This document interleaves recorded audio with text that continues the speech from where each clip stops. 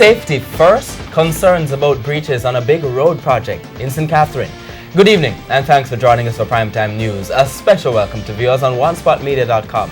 I'm Archibald Gordon. And I'm Doreen Samuels. Also this evening, demonizing dancehall, while Telephone Direct Recover has two sets of Jamaicans at odds. Loopholes, cops make the case for tougher gun laws. Explain yourself, the government gets flack for granting a cell phone license. Going green, the constituencies that flipped from the PNP to the JLP in Monday's election.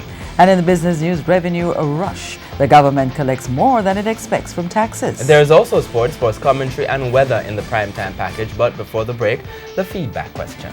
Do you agree with the view that the cover of the 2017 Yellow Pages, which depicts a dancehall scene, is spreading the wrong values? Share comments online, facebook.com/Television Jamaica and tweet at Television Jam.